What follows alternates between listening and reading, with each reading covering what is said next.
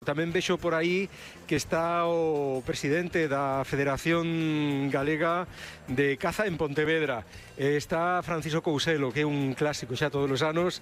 Hola, Francisco, estou saudando. Moitas grazas, Francisco. Un ano máis por aquí, Francisco Couselo. E xa van uns cantos, Xa van uns cuantos, e prácticamente desde que empezou o FECA, pois non deixamos de asistir, e ano tras ano, pois, bueno, aquí estamos, non? Intentando melloralo cada ano.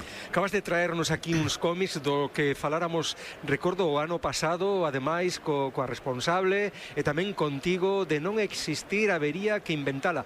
Falamos da caza, claro. Evidentemente, falamos da caza. E máis, o cómic había salido porque se había falado aquí na radio precisamente unha persoa que viña de Sanxenxo, que iba para Santiago, e que topei este bicho na estrada, un xabaril enorme. E o pasache moi mal, non? Moi mal, moi mal. A caza, pois, unha das cualidades da súa, pois, digamos, o exercicio da caza é unha ferramenta de xestión, é unha xestión é controlar precisamente os animais. Non se trata de exterminalos, senón de controlalos, non? Hai a pirámide da vida, aí, pois, a base a temos que manter, senón se derrumbaría. Que facedes aquí en Silleda? Que tedes novos están? Pois temos actividades para nenos, para maiores, para nenos temos, como sempre, unhas láminas a cargo da pintora Irma Loureiro, donde os rapaces van ali e elixen a figura que queren colorear e a colorean. Pois hai verdadeiros artistas, non? De pintarche, pois, por exemplo, un cuello como se fose un arcoíris. A imaginación, cada artista é libre de expresar o que queira. Depois, ao lado, temos unha exposición de ovos. Exposición de ovos, pois, desde a avestruz a un canario, digamos, polo tamaño, e temos un ovo rectangular, que ese ovo rectangular chama a atención, moita xente non conoce. Estamos falando dun ovo dunha raya, por eso é rectangular, é todo tal, non? E o tiburón tamén nos pon así, non? Que esos, bueno, están fixados ás rocas, e pois, cando eclosiona, pois sale o peixe e queda. E cando vamos á playa lanzada no mes de maio, é cando encontramos esas cousas que parece cuero, que parecen bacalouras, ali na playa, esos son os ovos de raya. Depois tamén temos de pegadas, donde temos unhas pegadas feitas con número, pois temos uns carteles con uns dibuxos con as letras.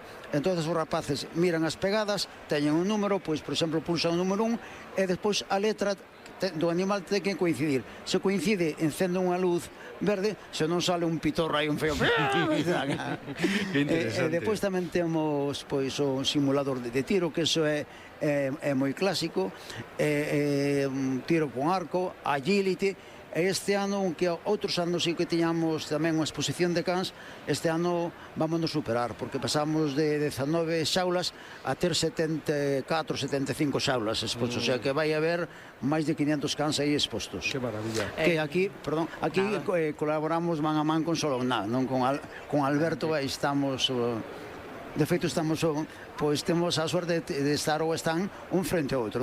Sodes veciños. Somos veciños e amigos, que é moi importante. Francisco, falando de cans, canto se tarda en adestrar un bo can para a caza e como se fai, sobre todo? Bueno, mira, aquí hai o dilema. Un bo can de caza nace ou se fai. Entón, si por instinto todos os cans son cazadores, no adestramento está igual que todo na vida, está que che pode salir un can bo ou mellor bo, o sea, porque malos non hai ningún, son todos mellores ou máis mellores. Que pasa?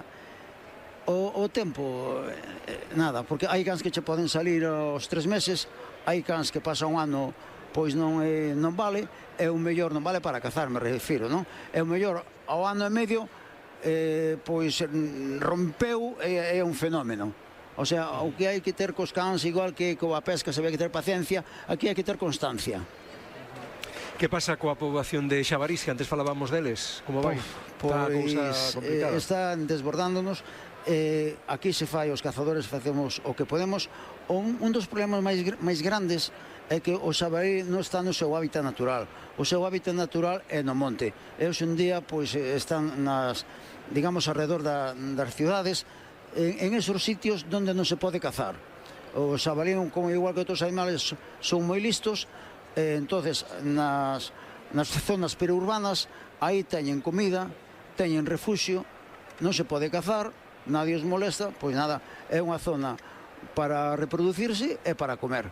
E depois, ainda temos esta xente non desaprensiva, senón, digamos, por ignorancia, que vai e bota de comer hasta que un día pois teñan unha desgracia, porque se vai, eu sempre teño dito, como vai xa unha jabalina con as crías con rayóns, claro, botañe de comer, pero a nai non vai diferenciar se están botando a comer ou se os van a atacar. Entonces os pode investir en un problema moi gordo que se pode crear. E pois o problema, digamos, sanitario que temos é coa peste porcina, que está en Barcelona, pero estamos rezando para que non chegue. Aquí en Galicia, sobre todo nas aldeas, claro, o que máis ou que menos ten un porquiño para ir cebando e logo axudar a economía familiar. Se chega a peste porcina, eso todo hai no que limar, o sea, eliminar. E non, xa non digamos das granxas, o que supón eso, non? Económicamente é fatal. Pois esteamos positivos en que eso non se produza, agradecidos un ano máis, Francisco Couselo, por que te achegases por aquí e por contarnos un pouco o sentir do sector e o que levades, que sempre é maravilloso aquí a esta feira Semana Verde de Galicia en Silleda, sempre innovando, sempre con cousas chulas, pensando sobre todo nos máis cativos. Moitas grazas. A vos por invitarnos, é un placer como sempre. Son as 6 da tarde, 14.